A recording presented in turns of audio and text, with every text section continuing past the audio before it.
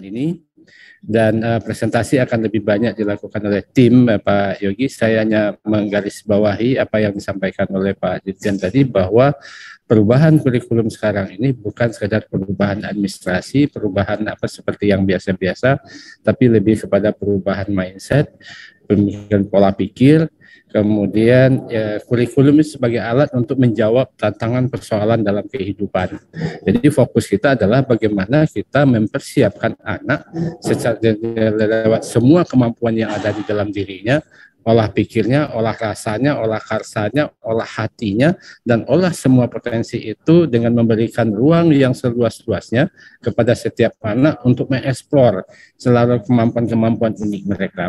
Dan kita tahu Tuhan itu tidak mengenal produk gagal, dan semua manusia diberikan keistimewaan, kekuatan, dan dunia pendidikan berperan sebagai wahana untuk memberikan ruang yang seluas-luasnya, sehingga si anak itu menyadari dari dini bahwa dia punya kemampuan unik, punya potensi yang berbeda dengan yang lain. Dan seperti planet masing-masingnya konsisten di orbit masing-masing, seperti itu juga manusia, dia menempati ruang yang tidak ditempati oleh orang lain sebetulnya. Jadi tidak satupun ruang dalam kehidupan ini ditempati oleh dua unsur yang berbeda, tidak satupun orbit ditempati oleh dua planet yang berbeda. Kenapa? Karena Tuhan tidak ingin kita bertuburkan satu sama lain. Dan mari kita dorong proses-proses pembelajaran yang selama ini mungkin membelenggu, tetapi dengan kurikulum merdeka ini kita betul-betul memerdekakan si anak dari segala bentuk belenggu pemikiran dan apa selama ini yang membuat mereka tertinggal dari perkembangan ilmu pengetahuan dan kehidupan. Dan kita tahu kehidupan itu sangat dinamis dan perubahan itu per menit, per detik. Bapak Ibu, saya ingat pepatah kuno bahwa kita tidak dapat datang ke sungai yang sama dua kali. Artinya ketika datang pertama kali kita ketemu air yang itu, dan datang kedua kali air yang tadi sudah pergi lagi. Nah begitu juga anak-anak kita. Anak yang kita temui sekarang itu bukan anak yang 10 menit yang lalu, yang 2 menit yang lalu, 3 menit yang lalu, sehingga mungkin dalam waktu beberapa menit itu dia sudah mengubah pola pikirnya, terinspirasi oleh berbagai hal, dan ini yang harus kita akomodasi.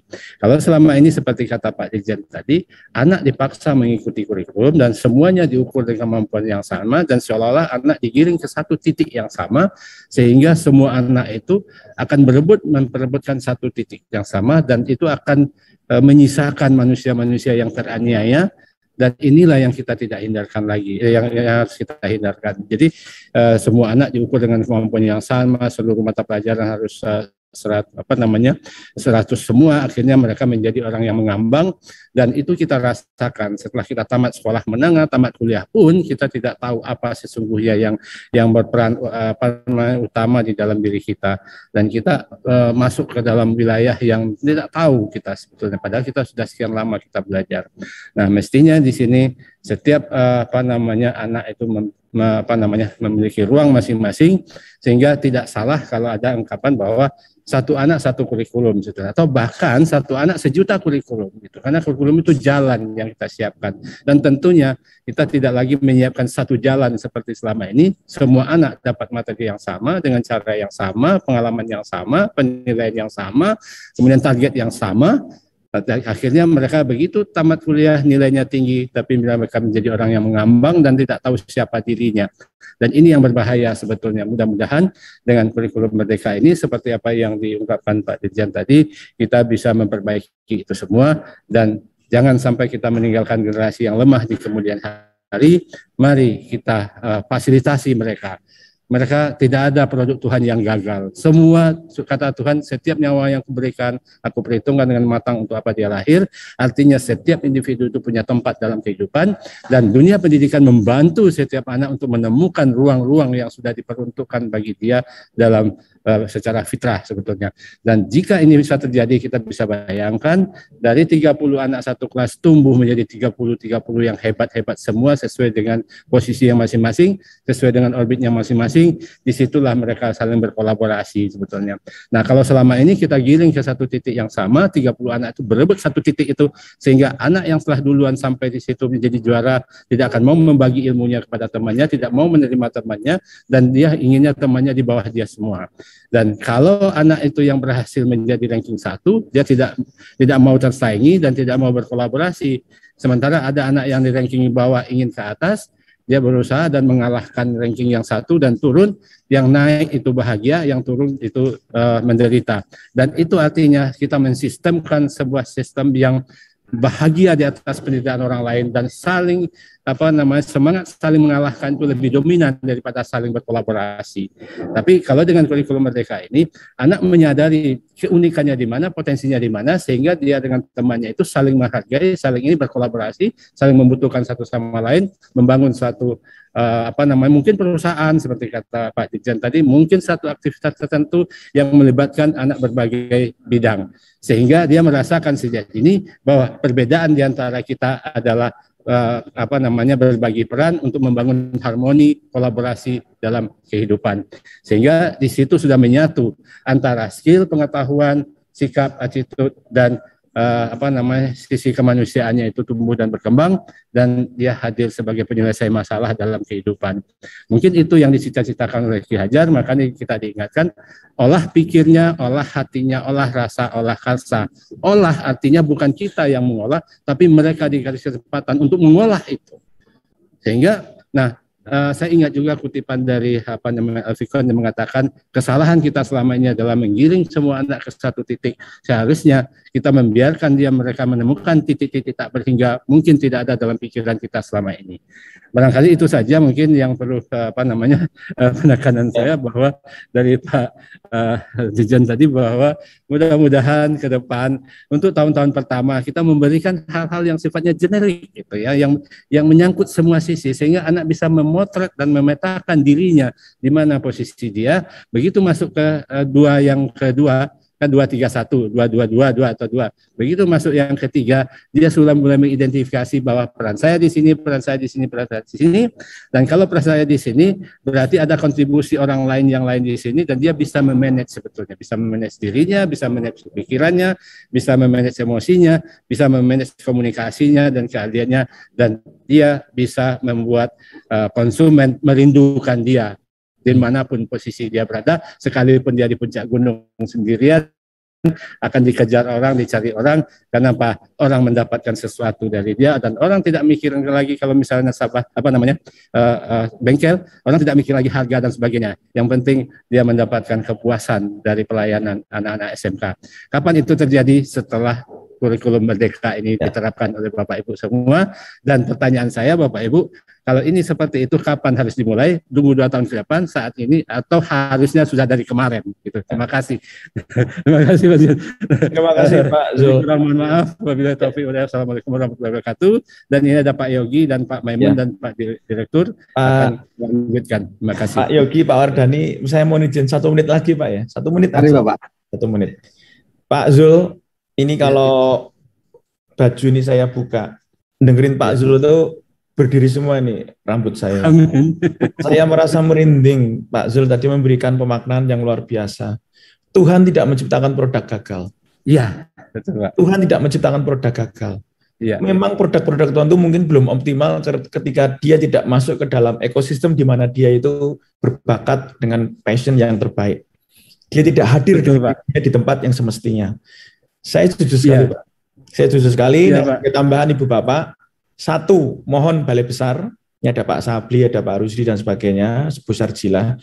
Tolong pelatihan guru di Balai Besar dirombak.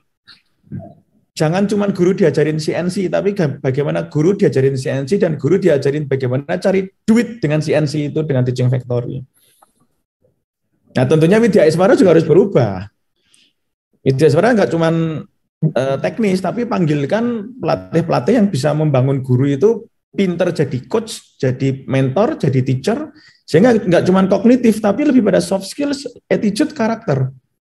Ya, jangan cuma dilatih hard skills, terus kasih sertifikat, nanti duitnya saya simpen nanti di pusat nanti kalau tidak berubah ya. Itu 1, Balai Besar.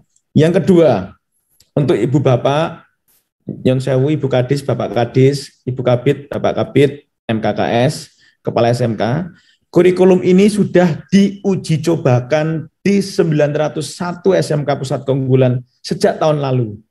Dan kita sudah survei, kita polling cepat, berapa persen kepuasan serta perasaan kecocokan kurikulum ini untuk mencapai SDM yang lengkap kompetensinya. Ternyata responnya adalah 95% dari kepala SMK, guru SMK, siswa-siswa SMK Pusat Keunggulan merasa cocok dan optimis bagaimana nanti efek baiknya kalau kurikulum ini dipakai. Itu yang kedua ya. Yang ketiga, saya belum merilis video khusus bagaimana nanti caranya melakukan assessment dan ujian per mata kuliah. Nah tentunya ujiannya nggak mungkin sama kalau di formasi 231 yang di formasi 3 itu anak yang biasanya fokus pegang mesin CNC atau kebalik, anak yang fokus pegang marketing, ujian mata pelajaran CNC disuruh mengoperasikan CNC, ya pasti mumet itu. Tapi ujiannya lebih pada wawancara. Toh di semester 1-2 dia sudah dapat materi CNC. Jadi ujiannya itu wawancara. Kalau anak marketing diuji CNC, dia dapat nilai CNC, ujiannya beda dengan anak yang biasanya pegang CNC, diuji mesin CNC, ya pasti pinter. Nah kalau yang anak yang biasa pegang marketing atau selling, mungkin ujiannya bagaimana memanfaatkan pengetahuan praktis CNC itu untuk membuat proposal marketing, membuat profil perusahaan, meyakinkan konsumen dalam kemampuan presentasi oral. Suruh praktek, jadi ujiannya itu wawancara dan praktek. Kalau praktek presentasi, kalau orang-orang marketing. 3 poin itu Ibu dan Bapak, mohon maaf Pak Yogi, Pak Wardani, saya tambahkan tadi. Yang pertama, what just Pak Zul said, explain itu benar-benar so touching diri saya. Tuhan tidak menciptakan produk gagal. Yang kedua, 95% SMK Pusat Keunggulan menyatakan cocok dan sangat nyaman dengan kurikulum Merdeka ini yang sudah mengaplikasikan kan. Yang ketiga, untuk asesmen evaluasi, mari kita pikirkan. Saya belum bikin videonya, tapi saya sudah punya storyline bagaimana saya akan bikin video itu. Terima kasih Pak Zul, Pak Yogi, Pak Wardani. Terima kasih. Ya. Baik, terima kasih Pak Dirjen, Pak Yogi dan Pak Wardani, Pak Direktur. Saya mohon pamit Pak, saya lagi di hadapan peserta di LPMP Jawa Timur. Oh iya. Terima kasih Pak Zul. Kemarin Pak Zul kan dengan insan perfilman. Perfilman ya Pak. Jadi sama Pak pembicaraan kita kemarin itu. Dan sehingga mereka merasakan bahwa ternyata kurikulum itu adalah alat untuk menjawab tantangan. Apalagi insan perfilman. Perfilman itu jelas ya, kalau matematika fisika ya biasa Pak. Itu. Ya diskusinya dan hari ini berlanjut lagi Pak. Ya, baik. Terima kasih. Terima kasih Pak. Terima kasih Bapak Ibu, lebih kurang mohon maaf. Wabillahi taufiq wal hidayah. Terima kasih Pak Zul. Pamit ya Pak Dir, Pak Wardani dan Pak Yogi dan Pak Dirjen dengan teman-teman di LPMP dan seluruh dinas di Kabupaten di Provinsi Jawa Timur. Terima kasih Pak Zul.